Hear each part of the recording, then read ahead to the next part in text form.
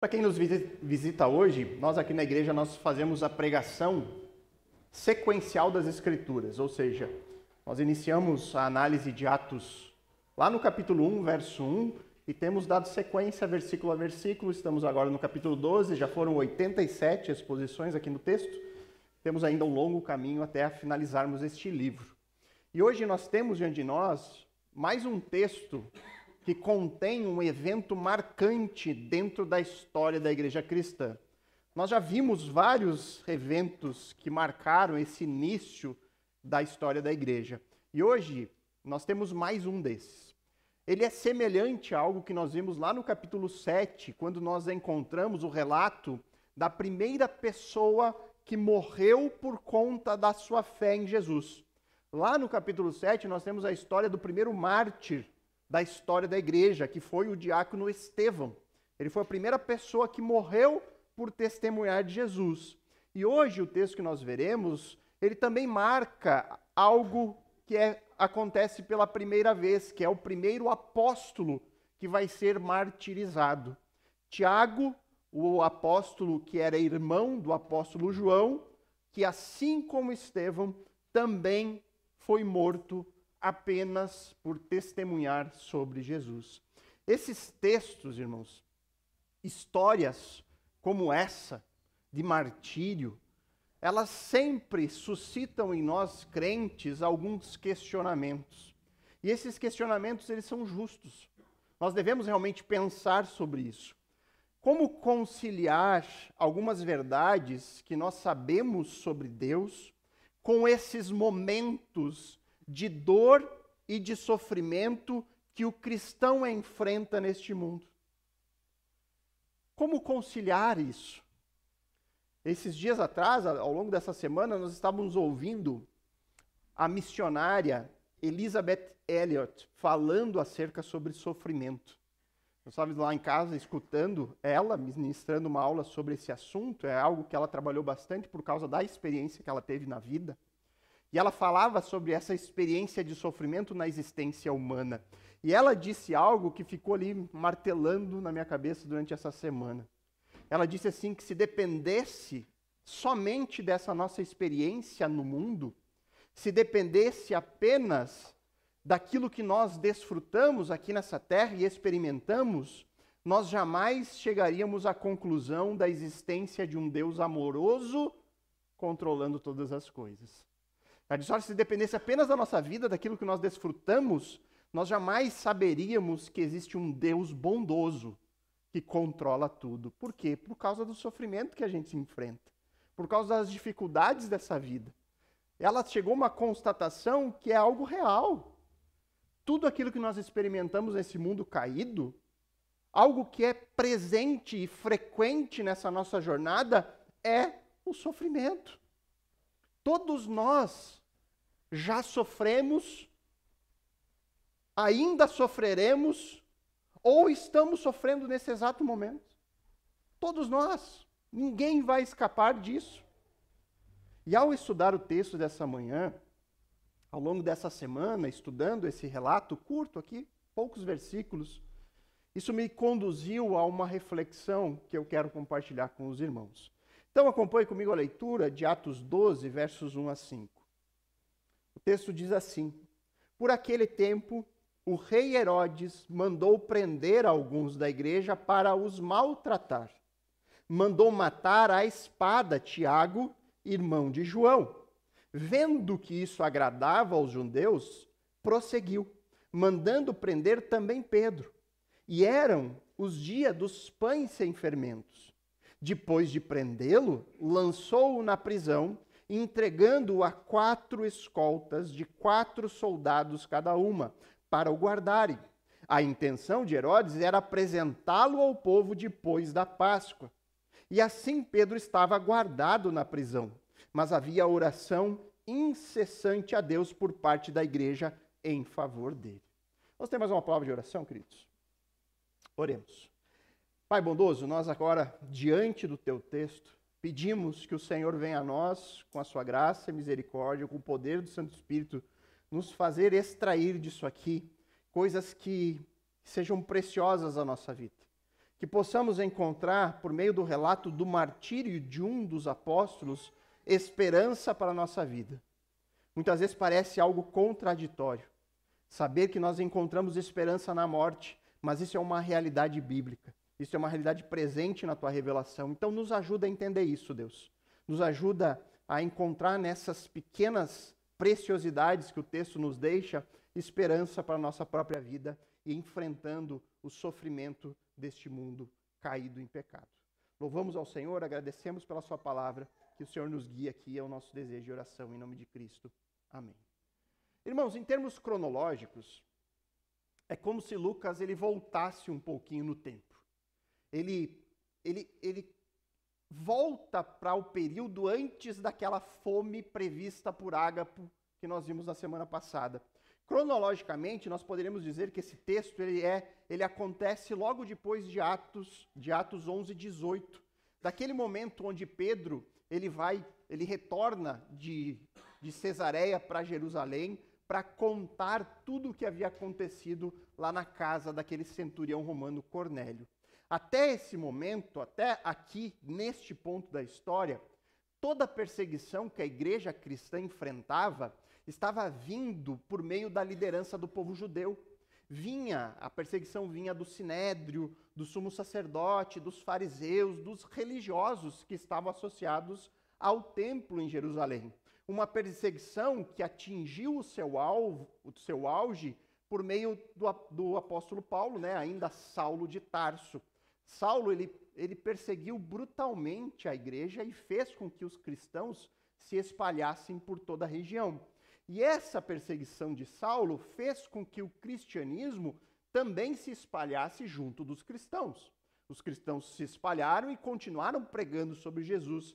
E isso aumentou cada vez mais a influência do cristianismo nessas regiões, atingindo pessoas de todas as nações. Nós já vimos que os gentios também já estão se convertendo. Uma influência que ainda era incômoda apenas no campo da religião. Mas parece que isso muda a partir de agora. A partir da visita que Pedro fez a Cornélio em Cesareia, parece que é a partir deste momento que o rei Herodes Agripa I começa a se envolver nessa perseguição. E aí então começa-se uma perseguição não apenas por questões religiosas, mas agora também por questões políticas. Este Herodes aqui, que nós estamos vendo em Atos 12, ele é neto do Herodes o Grande. Lembram lá dos evangelhos, aquele rei Herodes que mandou matar as criancinhas, os meninos, até 2 anos? Esse Herodes aqui era neto daquele Herodes. E aí você vai pensar, nossa, mas que povo sem criatividade, né? Todos os nomes são iguais. É que Herodes se tornou um título associado aos governadores. Então eles mantinham o título de Herodes, todos os reis daquela região, assim como César era um título e não o nome dos imperadores romanos. Então, queridos, Herodes, ele desfrutava de um alto grau de popularidade entre os judeus. Herodes foi um rei que não poupou esforços para agradar os seus súditos na Judéia, e que era para ele uma região muito importante para a expansão dos seus planos de poder. E aqui, irmãos, teria muita coisa histórica para falar. Essas conexões do rei com o povo, os interesses, mas eu não quero fazer dessa exposição uma aula de história. Eu não quero que seja uma pregação enfadonha, cheia de dados. Não, queridos, o que eu quero trazer aqui não é uma aula histórica, mas sim algo que toque o coração de cada um de nós. Então, eu vou resumir da forma mais rápida possível isso aqui. Nós não temos como afirmar que essa perseguição realizada por mando de Herodes ocorreu por vontade dele, porque ele começou a se incomodar com o cristianismo e começou então a perseguir os cristãos, ou se ele apenas concordou com algum pedido feito pelos líderes do povo judeu. Que os líderes do judaísmo foram até ele e pediram que essa perseguição acontecesse e ele concordou. Talvez seja a combinação das duas coisas. Talvez Herodes tenha gostado da ideia porque ele já tinha um interesse de fazer isso, nós não sabemos. O certo é que ao iniciar essa perseguição, ele viu que isso agradou os judeus. E aqui, queridos, entenda que judeus não é todo o judeu, não é cada um dos judeus, mas é aquela liderança religiosa. Muitos judeus não concordavam com a perseguição aos cristãos. Muitos judeus se converteram ao cristianismo. Muitos judeus ainda estavam se convertendo naquele momento. Então, quando você encontra ali que isso agradou os judeus, é os judeus aquela liderança política, os líderes da nação judaica. E aí, então, como Herodes Agripa, ele reinava sobre a Judéia, ele era o representante oficial de Roma ali. E ele, por conta disso, tinha o poder de prender e de condenar à morte quem ele quisesse. Ele não precisava de autorização para fazer isso. E foi o que ele fez com Tiago, o irmão do apóstolo João, também apóstolo, que o texto nos diz que ele foi morto por Herodes à espada, ou seja, decapitado. Tiago foi decapitado a mando do rei Herodes. E aí, junto dessa execução, Herodes ordena a prisão de Pedro. Ele viu que a execução de Tiago agradou, e aí disse, vou prender mais um. Mas não vou matar agora, eu vou entregar esses presentinhos aos poucos. Deixa passar a Páscoa, onde o povo vai comemorar, e aí depois da Páscoa, então, eu mato também esse que era o mais conhecido deles, o mais proeminente dos apóstolos. Herodes, ele fez todos os esforços para isso acontecer. Ele quadriplicou a guarda de Pedro. Ele queria impedir qualquer possibilidade de fuga. Certamente Herodes sabia de um relato anterior, de que Pedro havia já sido preso anteriormente, lá em Atos 5, mas de uma forma inexplicável ele escapou daquela prisão. Lembram que Pedro foi solto por intervenção de Deus? Anjos soltaram eles daquela situação. Então, diante desses acontecimentos repentinos, nós vemos que a igreja, ela então realiza aquilo que lhe cabe. Ela está ali orando incessantemente a Deus em favor de Pedro. É o que a igreja podia fazer naquele momento, orar em favor do apóstolo. Note também que não há nenhuma movimentação para substituir Tiago.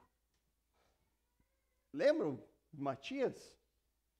Matias foi substituto de Judas Iscariotes, mas agora, morrendo Tiago, a igreja não se movimenta para substituí-lo.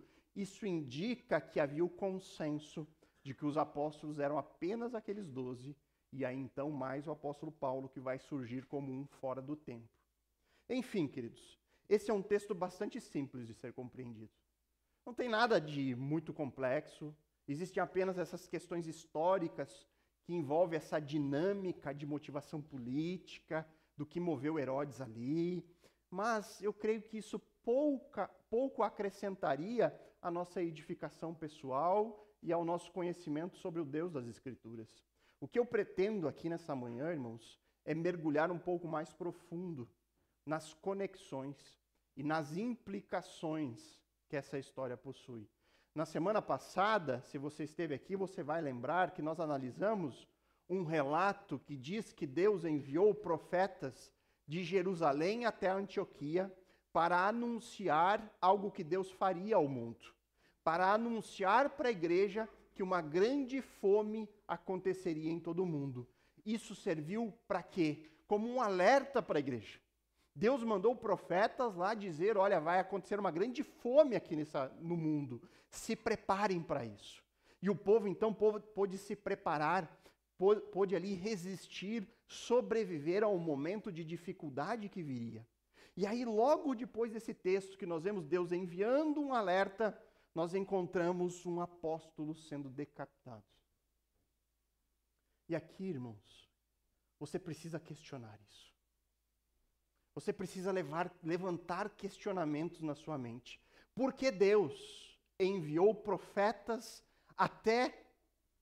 Por que Deus enviou profetas para falar da fome, algo que ele faria no mundo, e não enviou profetas para falar para os apóstolos sobre as intenções de Herodes? Por que Tiago e Pedro não foram avisados para eles se prepararem ao que ia acontecer? Por que Deus não fez como ele fez com José? Quando ele alertou José em um sonho que ele deveria fugir com a sua esposa e filho ao Egito, porque o avô desse Herodes queria matar todos os meninos até 2 anos. Porque Deus, que enviou um anjo para tirar Pedro da prisão, não enviou um anjo para proteger Tiago e impedir que ele fosse morto. Irmãos, existem certas linhas na história, existem certas linhas que contam a história, até mesmo a história do povo de Deus, que são escritas com sangue, com dor, com sofrimento, com perseguição. É inegável isso. A história da igreja está repleta de linhas escritas com o sangue dos crentes. Por quê? Por quê? Por que um crente amado pelo Senhor perde um filho pequeno de câncer? Por quê? Por que um crente salvo pelo Senhor do seu pecado sofre um acidente e fica tetraplégico? Por quê? Por que os cristãos sofrem tanta perseguição ao redor deste mundo? Por quê?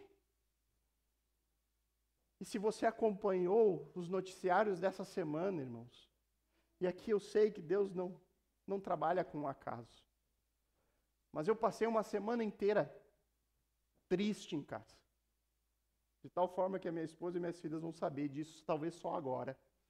Porque eu fui questionado várias vezes, o que tem? O que está acontecendo? Por que tu está assim?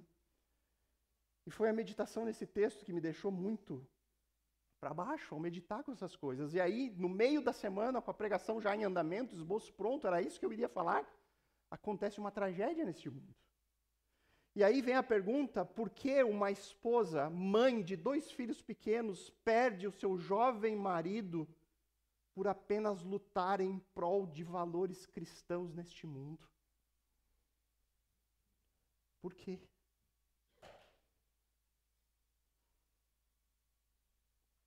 Desculpa. Por quê? Porque como que Deus pode deixar que essas coisas aconteçam com o seu próprio povo? Alvo do seu amor sacrificial. Eu não sei se você já se fez essa pergunta, mas eu passei a semana meditando sobre isso. E eu quero aqui compartilhar as minhas meditações. Não são minhas meditações pessoais, mas meditações com base naquilo que a Bíblia nos revela. E para isso primeiro é necessário que a gente estabeleça algumas verdades bíblicas. E a primeira verdade bíblica que nós precisamos sempre lembrar é que há um Deus neste mundo. E esse Deus é um Deus soberano. Nós vimos na semana passada, o texto da semana passada, Deus estava enviando profetas para anunciar algo que ele faria neste mundo. E note bem, o profeta Ágapo não estava lá prevendo o futuro, ele estava anunciando aquilo que Deus faria. E aí vem à memória aquilo que Isaías nos diz lá no texto de 46, 9 e 10, onde Deus fala por meio de Isaías, lembre-se das coisas passadas, das coisas da antiguidade, que eu sou Deus e não há outro. Eu sou Deus e não há outro semelhante a mim. Desde o princípio anuncio o que há de acontecer. E desde a antiguidade eu revelo as coisas que ainda não sucederam. Eu digo, o meu conselho permanecerá em pé e farei toda a minha vontade. Para que a sua vontade ocorra neste mundo, Deus age de 2 formas. Muitas vezes ele age de forma direta, algumas vezes de forma indireta. O Deus da Bíblia é o Deus que intervém. É o Deus que intervém na história. Deus age diretamente, já agiu diretamente muitas vezes, com intervenções sobrenaturais, como os milagres. Deus muitas vezes enviou anjos e enviou profetas para dar avisos ou para impedir que algo acontecesse. Deus já destruiu uma cidade inteira, fazendo fogo descer do céu. Deus já destruiu exércitos de forma sobrenatural, causando confusão ou fazendo chover granizo e fogo sobre eles. As histórias nos contam sobre isso. Deus libertou o seu povo do cativeiro, fazendo grandes sinais e maravilhas, demonstrando todo o seu poder. Deus age diretamente sempre quando Ele quer, para fazer a sua vontade prevalecer neste mundo. Mas além disso, Deus usa meios indiretos para fazer a sua vontade. Deus, certa vez, enviou a Babilônia para punir Judá. E isso é dito claramente em Jeremias 25, 8 e 9, um texto em que Deus chama o rei da Babilônia de meu servo. Ou seja, aquele rei não estava chegando ao acaso, trazendo cativeiro a Judá. Deus estava enviando o seu servo para fazer isso. Deus usando uma nação ímpia e pagã para fazer a sua vontade. Deus, hoje mesmo, usa a sua igreja neste mundo para testemunhar a mensagem do Evangelho e, com isso, alcançar aqueles que Ele soberanamente decidiu salvar.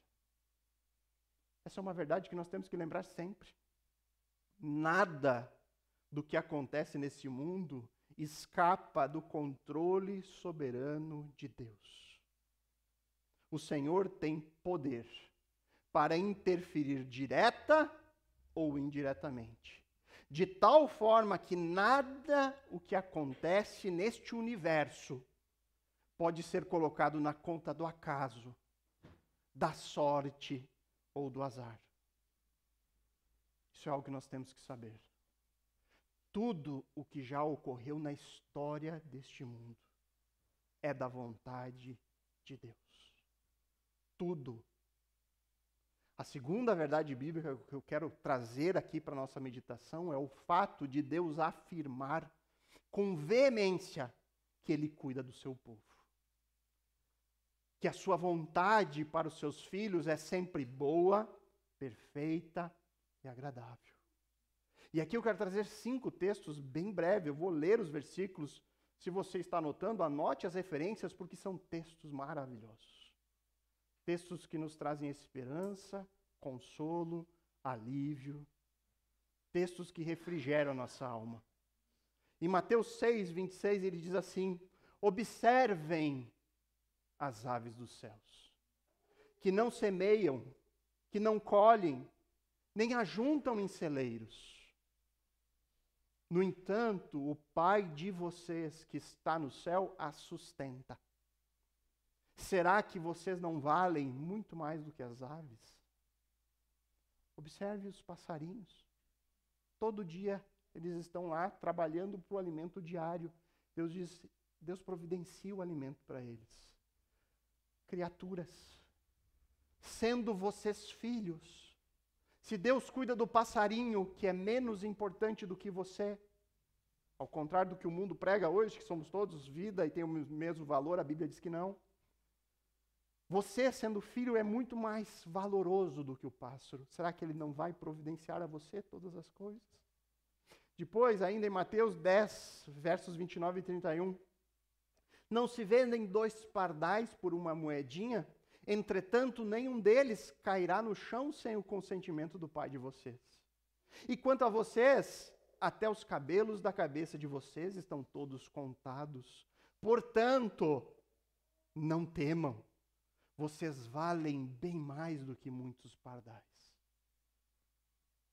Nenhum passarinho morre sem o consentimento de Deus neste mundo. E ele diz, e vocês, meus filhos, eu conheço os detalhes. Eu conheço cada aspecto da vida de vocês. Eu conheço cada sentimento aí dentro. E vocês que são muito mais valorosos do que pardais, não temam, porque eu os amo muito mais do que isso. Efésios 5, verso 29 a 30. Porque ninguém jamais odiou o seu próprio corpo. Ao contrário, o alimenta e cuida dele. Isso é uma verdade. Ninguém deixa de cuidar do seu próprio corpo. Nós alimentamos, nós cuidamos do nosso corpo. E aí ele diz assim, o apóstolo Paulo, como também Cristo faz com a igreja. Ele ama, ele cuida, Ele providencia. Por quê? Porque nós somos membros do seu corpo. E aí Filipenses, capítulo 4, versos 6 a 7. Não fiquem preocupados com coisa alguma, mas em tudo sejam conhecidas diante de Deus os pedidos de vocês, pela oração e pela súplica com ação de graças. E a paz de Deus, que excede todo o entendimento, guardará o coração e a mente de vocês em Cristo Jesus. E aí, por fim, 1 Pedro 5,7. Lancem sobre ele todas as suas ansiedades. Por quê? Porque ele cuida de vocês. Ele cuida de vocês. Irmãos, é uma afirmação. Lancem as suas preocupações sobre ele, porque ele está cuidando de cada um de vocês. Queridos, todos esses textos são maravilhosos. Maravilhosos. Textos que nós temos que guardar no nosso coração, porque são textos que nos animam, que nos encorajam, que são fonte de auxílio em nossas lutas pessoais. Então, essas duas verdades bíblicas nós temos sempre que lembrar. Deus é soberano, nada escapa ao seu controle. Da mesma forma que Ele é todo-poderoso. Ele tem poder para fazer o que Ele quer, para fazer a sua vontade. Ao mesmo tempo de que Deus é aquele que cuida do seu povo. Esse é o Deus da Bíblia. Esse é o Deus das Escrituras.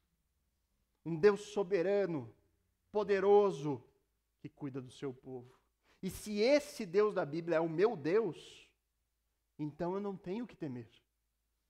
Porque Ele é soberano, é poderoso. E Ele promete que vai cuidar de mim de forma pessoal. Ele é o Deus que afirma me amar e que diz que fará tudo o que for preciso para me guardar até o fim. Irmãos, isso é mais do que maravilhoso. Isso é sublime. Isso aqui enche o coração de alegria. O problema é que ao saber disso, e ao nos depararmos com a vida real, com uma existência, com essa experiência de vida que tem nessa experiência dor e sofrimento como ingredientes constantemente presentes, isso gera uma aparente contradição. Se Deus ele é soberano, se Deus é poderoso, se Deus ele ama e cuida e promete cuidar do seu povo, por que Deus não fez nada com Tiago? Por que Deus não impediu a sua morte? Por que Deus não impediu a prisão de Pedro? A Bíblia e a tradição da igreja colocam todos os apóstolos vivendo uma vida de intensa perseguição e sofrimento, tendo a maioria deles sofrido morte violenta por conta da perseguição, aquilo que eles testemunhavam. Se Deus pode fazer qualquer coisa e cuida do seu povo, por que Ele não encerra a perseguição? Por que Ele deixa um crente ser assassinado de forma violenta? Quantos cristãos ao longo da história morreram da mesma forma que Tiago? Decapitados ao redor deste mundo. Eu não sei se vocês sabem, mas em fevereiro deste ano, na República do Congo, 70 cristãos foram decapitados dentro de uma igreja protestante por membros do Estado Islâmico. Este ano, irmãos, 70. 70 irmãos nossos, reunidos para cultuar, foram decapitados. Imagino que dentro desses 70 existiam homens, mulheres, idosos, crianças. Se Deus é soberano e cuida do seu povo, por que Ele não impediu? Porque Deus deixa isso acontecer sem interferir. Porque uma família de cristãos fiéis tem que sofrer o luto de um filho pequeno. Porque Deus permite um cristão sofrer a luta contra o câncer por anos, sem dar uma cura definitiva. Irmãos, são questionamentos justos e que devem vir à nossa mente e que nós temos que pensar sobre isso. Tem mais um texto que eu quero compartilhar com os irmãos, que foi alvo do meu devocional pessoal essa semana e que se encaixou perfeitamente aqui. Abram em Ezequiel 24. Profeta Ezequiel, capítulo 24. A melhor forma de achar o texto, irmãos, é indo para o índice, procurando Ezequiel no Antigo Testamento e encontrando a página.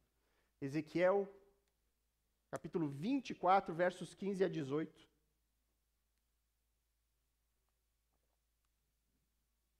Ezequiel 24, versos 15 a 18. É um texto que vai contribuir aqui para nós meditarmos e pensarmos sobre isso. Ezequiel 24, versos 15 a 18.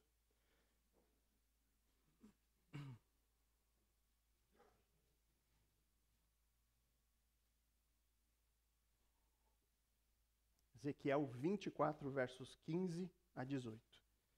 Então acompanhe comigo aí a palavra. E diz assim: a palavra do Senhor veio a mim dizendo, aqui é Deus falando a Ezequiel: filho do homem, eis que, com um golpe só, tirarei aquela que é a delícia dos seus olhos. Você não deverá lamentar, nem chorar, nem derramar lágrimas. Sofra em silêncio. Não faça lamentação pelos mortos. Prenda o seu turbante, ponha as sandálias nos pés, não cubra o bigode e não coma o pão que lhe mandarem. Falei ao povo pela manhã, e à tarde a minha mulher morreu. Na tarde seguinte fiz como me havia sido ordenado. O profeta está contando que Deus veio a ele e disse que ele tiraria a esposa dele, a delícia dos seus olhos. Ele amava a sua esposa. Amava com todo o coração.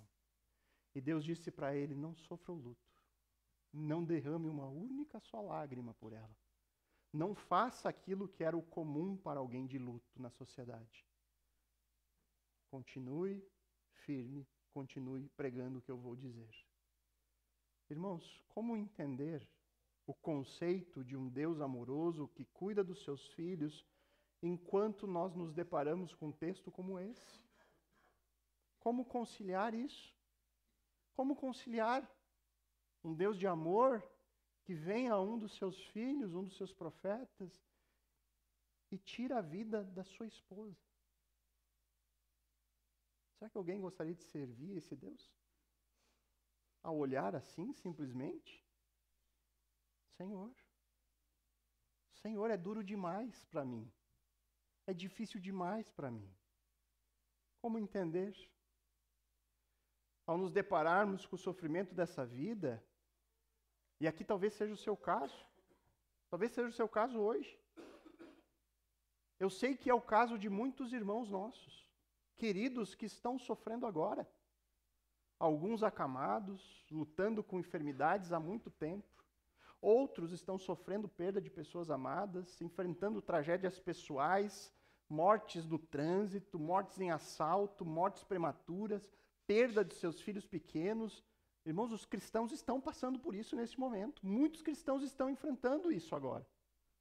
Como conciliar essas coisas com aquilo que a Bíblia nos apresenta, com o conceito de um Deus criador, que é poderoso, soberano e que ama e cuida do seu povo? Como fazer essas coisas se encaixarem? E aí eu convido você a ir para Romanos 12. Romanos 12, verso 2. Um texto que já foi até exposto aqui na igreja, não vou me debruçar muito nos detalhes, mas ele é extremamente importante para nós entendermos. Romanos 12, 2. Isso aqui é algo extremamente importante para nós podermos conciliar as coisas. Romanos 12, 2. O texto diz: e não vivam conforme os padrões deste mundo, mas deixem que Deus os transforme pela renovação da mente, para que possam experimentar qual é a boa, agradável e perfeita vontade de Deus. Como eu posso experimentar a boa, agradável e perfeita vontade de Deus? Eu sei que muitos vão dizer: pastor, eu quero experimentar isso. Eu não suporto mais sofrer. Eu quero experimentar essa boa vontade de Deus. Então, se você quer isso, você precisa deixar que Deus renove a sua maneira de enxergar este mundo. Você precisa deixar que a palavra de Deus te faça enxergar para além desta vida em um mundo caído. Irmãos, na ARA, na Almeida Revista Atualizada, a parte inicial de Romanos 12:2 é traduzida assim: e não vos conformeis com este século. E eu gosto dessa tradução porque ela faz um contraste com o século vindouro que Paulo fala lá em Efésios 1:21. Não preciso abrir, não vou ler esse texto. Mas lá em Efésios 1:21, o apóstolo fala acerca do século vindouro. E aqui ele diz: não se conformeis com este século. Não estejam conformados com isso aqui. Não sejam amoldados por esse tempo. Não fiquem acomodados com isso aqui. Não estejam contentes com essa vida. Não estejam satisfeitos apenas com isso aqui. Não deixem os seus olhos fixos apenas nesse tempo presente, porque este século presente ele é mau. Não se deixem dominar pelo Deus deste século, que cega o entendimento dos descrentes, conforme Paulo diz lá em 2 Coríntios 4:4. O apóstolo diz: conheçam a verdade, renove a sua mente com ela. Saiba que existe um século vindouro. Saiba que Deus ele tem promessas que são eternas. E aí então, quando você conhecer essas promessas, quando o seu olhar for lançado para o século vindouro, então experimente aquela que é a boa, agradável e perfeita vontade de Deus para você. Esta vontade boa, agradável, perfeita, ela não diz respeito a uma vida sem sofrimento, sem dor ou sem dificuldade. Não. Ela diz respeito a uma nova criação. A criação de uma nova humanidade que ele já iniciou, mas que só vai ser consumada na eternidade, no século vindouro. Então, para que eu possa conciliar as verdades bíblicas sobre um Deus soberano, bondoso, que cuida do seu povo, com a realidade que nós desfrutamos aqui de uma vida difícil, de sofrimento e dor, que é a nossa experiência aqui, eu preciso renovar a minha mente, renovar o meu entendimento sobre a vida, sobre a nossa vida aqui, para que os meus olhos possam ser transportados deste mundo para o mundo por vir. Eu preciso de olhos espirituais, eu preciso ser capaz de enxergar além do hoje, do momento. Eu preciso ter vislumbres daquilo que o Senhor me promete. Enquanto os meus olhos estiverem presos aqui, nas circunstâncias dessa vida, eu jamais conseguirei encontrar realização verdadeira, felicidade duradoura, alegria plena. Jamais. Se os seus olhos estiverem presos nas circunstâncias do hoje, você jamais vai conseguir ter uma alegria que perdure. Irmãos, nós nunca talvez tivemos uma geração com tantas pessoas sofrendo com as doenças da alma, com profundo sofrimento, com ansiedades, com angústias. Pessoas sem alegria, sem forças para prosseguir, sem muitas vezes desejo para continuar vivendo, sem esperança. Talvez a nossa geração seja onde mais nós encontramos isso. E talvez isso ocorra porque nós somos uma geração privilegiada e que possui à disposição muitas coisas que as gerações passadas achavam que era a receita da felicidade. Consumismo. Nós comemos bem. Nós compramos roupas com facilidade. Você não precisa mais lá comprar pano, costurar em casa, todos os filhinhos vestidos igual. Tudo era muito difícil. Para comer bem era difícil. Dependia das plantações darem boas. Não havia mercado. Hoje nós temos tudo isso. Nós temos todo tipo de lazer, todo tipo de esporte. Nós temos diversão, nós temos drogas, sexo, tudo à disposição de uma forma muito fácil. Aquilo que gerações anteriores achavam que se tivessem seriam felizes. Mas nós temos. E aí o que nós descobrimos com isso? Que nada disso preenche. Que nada disso traz felicidade plena ou alegria duradoura. Nós temos uma experiência muito parecida com a experiência do sábio lá em Eclesiastes. Em Eclesiastes 2, versos 10 e 11, o sábio, o pregador, provavelmente Salomão, ele disse assim: tudo aquilo que os meus olhos desejaram, eu nada lhes neguei. Tudo aquilo que meus olhos quiseram, eu dei. Tudo aquilo que o meu corpo pedia para ter algum prazer, eu fui lá e cedi. Nem privei o meu coração de alegria alguma, pois eu me alegrava com todas as minhas fadigas, e isso era a recompensa por todas elas. Considerei todas as obras que as minhas mãos fizeram, e também o trabalho que eu com fadiga havia feito. E eis que tudo era vaidade, e correr atrás do vento, e nenhum proveito havia debaixo do sol. Ele disse, olha, tudo aquilo que o ser humano pode pensar, se eu tiver, eu serei feliz. Mas se eu tivesse um carro melhor, uma casa melhor, um trabalho melhor, mas se eu tivesse mais mulheres, se eu tivesse mais prazeres. Salomão diz, tudo isso eu tive. Tudo isso eu deixei o meu coração desfrutar. E no fim, eu vi que tudo isso é vaidade, nada disso preencheu. Tudo isso era correr atrás do vento. Que você vai lá e conquista algo, daqui a pouco aquilo já não satisfaz mais, você precisa de outra coisa. E aí você está correndo em círculos, tentando encontrar alguma felicidade, e você não encontra. E aí no fim, a conclusão do livro, em Eclesiastes 12, 13, é a seguinte: de tudo que se ouviu, a conclusão é essa: tema a Deus e guarde os seus mandamentos, porque isso é o dever de cada pessoa. No fim das contas, o que importa é ter um relacionamento com o meu Criador. É isso que vai preencher.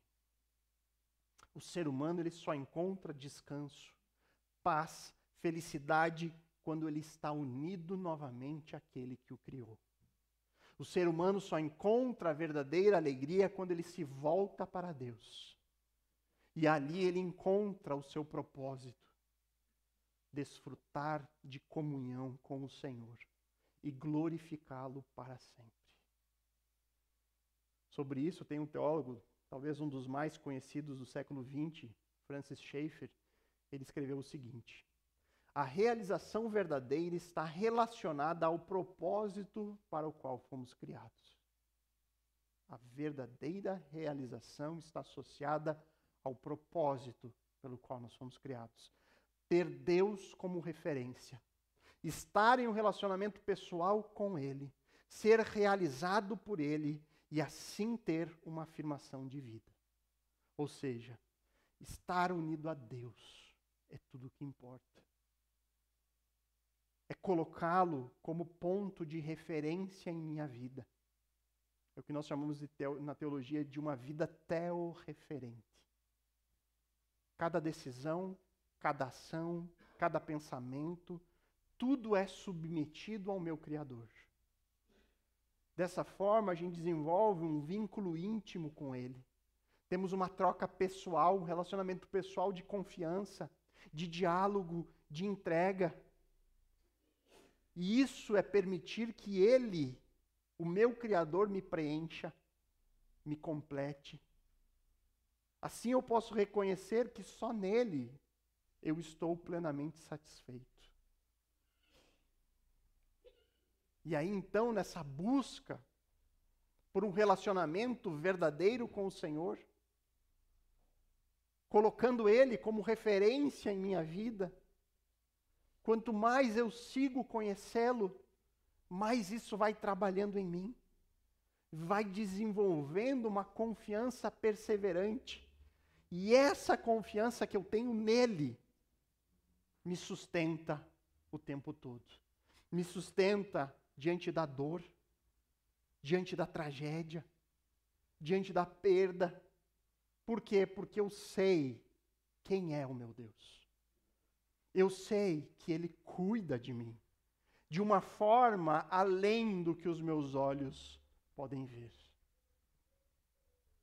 Até mesmo a dor. Uma dor que acontece debaixo da soberania de Deus. Até mesmo a dor.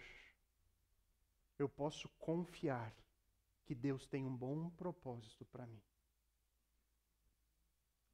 Lembre do exemplo do apóstolo Paulo. Lá em 2 Coríntios 12, versos 7 a 10, ele diz assim: e para que eu não ficasse orgulhoso com a grandeza das revelações, foi-me posto um espinho na carne, mensageiro de Satanás, para me esbofetear, a fim de que eu não me exalte. Paulo estava sofrendo aqui. Era algo que nós não sabemos o que é, mas ele estava sofrendo. De tal forma que ele disse que clamou a Deus. 3 vezes pedi ao Senhor que o afastasse de mim. E aí então, o Senhor me disse: a minha graça é o que basta para você. Porque o poder se aperfeiçoa na fraqueza. De boa vontade, pois, mais me gloriarei nas fraquezas, para que sobre mim repouse o poder de Cristo. Por isso, sinto prazer nas fraquezas, nos insultos, nas privações, nas perseguições, nas angústias, por amor de Cristo. Porque quando sou fraco, então é que eu sou forte.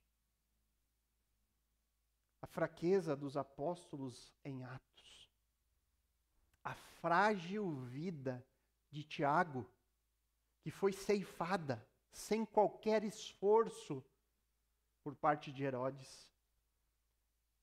Os testemunhos que nós temos nas Escrituras de sofrimento, de dor, de morte, de perseguição, tudo isso aponta para o poder daquele que é capaz de vencer a morte. Por que as pessoas acham loucura a fé cristã? Porque para o mundo, a morte é o fim. A morte é a derrota de alguém. Mas em Cristo, não é.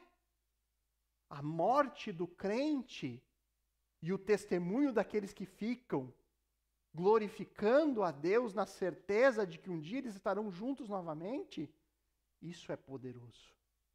Isso é poderoso. Você vê um pai no velório do seu filho, que morreu por conta de uma doença, testemunhando o amor de Cristo, isso é poderoso. Isso é poderoso. Deus tem os seus planos. Para Tiago, o apóstolo, em um piscar de olhos, o sofrimento de Tiago acabou neste mundo. Ele fechou os seus olhos neste mundo mau e abriu na eternidade, vendo a glória do seu Senhor. Essa era a história que Deus tinha para ele. O sofrimento de Tiago acabou ali. Para Pedro, Deus ainda tinha algo mais. Pedro ainda teria que sofrer um pouco mais neste mundo. Mas nós não vemos entre eles qualquer tipo de medo em sofrer ou morrer. Por que que eles não tinham medo? Por que eles continuaram pregando, mesmo em meio a ameaças e ao risco eminente de perderem suas vidas? Por que eles continuaram fazendo isso? Porque eles sabiam qual era o fim dessa história. Não haviam dúvidas entre eles sobre o amanhã. Eles mantiveram seus olhos fixos no Cristo ressurreto. Eles viram Jesus. Eles viram Jesus vencer a morte. E isso então dava a eles a certeza de que eles também venceriam. Deus é quem está no controle da vida de cada um de nós. Cada um tem a sua história. Nós não sabemos os detalhes que do plano do Senhor para cada um de nós. Nós não sabemos. Nós não sabemos o porquê daquilo ter acontecido na quarta-feira com um jovem. Nós não sabemos os motivos. Mas aquela era a história de Deus para aquele jovem. O que nós sabemos, o que todo aquele que crê sabe, é que o fim das nossas histórias em Cristo é a mesma. Aqui as nossas vidas serão diferentes, com propósitos diferentes, com fins diferentes, mas o fim eterno, todos nós sabemos. Nós vamos estar todos juntos, desfrutando da comunhão do Senhor, para sempre. E eternamente viveremos em perfeita alegria. Isso, queridos, é mais do que o suficiente para nos fazer suportar esse tempo. Essa certeza de que um dia todos nós estaremos, todos nós que cremos em Cristo como Senhor e Salvador da sua vida, nós estaremos juntos celebrando o Cordeiro. Estaremos juntos desfrutando da comunhão perfeita, desfrutando do nosso Deus para sempre. Isso é mais do que o suficiente para nos fazer suportar o sofrimento do hoje, do amanhã, seja quando ele bater a nossa porta. E aqui eu termino essa meditação com a lembrança do maior exemplo que nós podemos encontrar sobre o título da exposição, sobre o bom propósito na dor. O maior exemplo que nós podemos encontrar sobre isso, que é o exemplo do Cristo crucificado. Lá em Isaías 53, versos 4 e 5, e 10 e 11, ele diz assim: certamente ele tomou sobre si as nossas enfermidades, e as nossas dores levou sobre si. E nós o considerávamos como aflito, ferido de Deus e oprimido. Mas ele foi transpassado por causa das nossas transgressões e esmagado por causa das nossas iniquidades. O castigo que nos traz paz estava sobre ele, e pelas suas feridas fomos sarados. Todavia, o Senhor agradou esmagá-lo, fazendo-o sofrer. Esse é o ponto, irmãos. O Senhor agradou esmagá-lo, fazendo-o sofrer. Quando ele der a sua alma como oferta pelo pecado, verá a sua posteridade e prolongará os seus dias. E a vontade do Senhor prosperará nas suas mãos. Ele verá o fruto do trabalho de sua alma e ficará satisfeito. O meu servo, o justo, com o seu conhecimento justificará a muitos, porque as iniquidades deles levará sobre si. Irmãos, isso é inexplicável. Isso é inexplicável. Se algum dia você se encontrar duvidando do amor de Deus, se em algum momento o sofrimento do presente te levar a questionar a soberania e o cuidado do Senhor para com você, lembre-se da cruz de Cristo. Lembre-se do que Paulo diz lá em Romanos 8,32. Aquele que não poupou o seu próprio filho, mas por todos nós o entregou, será que não nos dará graciosamente com ele todas as coisas? Qual a dúvida, irmãos? Se Deus entregou o seu filho para morrer por nós, será que ele não vai nos dar o resto que nós precisamos para enfrentar este mundo? Será? Maravilhoso é estar debaixo dos cuidados do Senhor. Maravilhoso. Então, queridos, termino perguntando: onde estão os teus olhos neste momento? Os seus olhos estão fixos nas promessas? Naquilo que o Senhor prometeu? Na eternidade? Os seus olhos estão lá? Ou será que os seus olhos estão fixos nessa vida? Nos problemas que hoje enfrentamos? Onde estão os teus olhos hoje? Se você tem se sentido sufocado pelos problemas, se você tem se sentido como que soterrado, sem esperança, sem motivação para continuar em frente, então, eu convido você a ir até Cristo, porque apenas Cristo tem palavras como essa. Venham a mim, todos vocês que estão cansados e sobrecarregados, e eu os aliviarei. Tomem sobre vocês o meu jugo e aprendam sobre mim, porque eu sou manso e humilde de coração, e vocês acharão descanso para a sua alma. Vamos orar. Pai amado, bondoso Deus, nós aqui queremos louvar o Senhor pela tua santa palavra, que tudo nos ensina, que tudo nos explica. O Senhor se revela a nós como um Deus soberano e poderoso, que faz todas as coisas de acordo com a sua vontade. Da mesma forma que o Senhor também se revela como um Deus que separou um povo para si. E o Senhor diz que cuida e ama esse povo. Cuida com um cuidado paternal de um bom pai que faz tudo para o bem dos seus filhos. Como isso é maravilhoso, Deus. Saber que se eu estou em Cristo Jesus, eu faço parte deste povo do qual o Senhor zela e cuida com todo o seu amor. Ao mesmo tempo que muitas vezes nós podemos ser sufocados com essa vida presente, com os problemas, com as dificuldades, com as enfermidades, com os sofrimentos, com o luto. Certamente esse não é um mundo fácil de se viver, é um mundo corrompido pela queda e o pecado da humanidade. Mas, da mesma forma, Senhor, o Senhor também revela a nós como poder enfrentar esse tempo presente, com esperança, com alegria duradoura, estando unido a Ti, olhando para aquilo que o Senhor nos promete na eternidade. Esse tempo passará. Esse tempo é breve. Poucos anos são o que estão reservados a nós aqui. 80, 90 no máximo.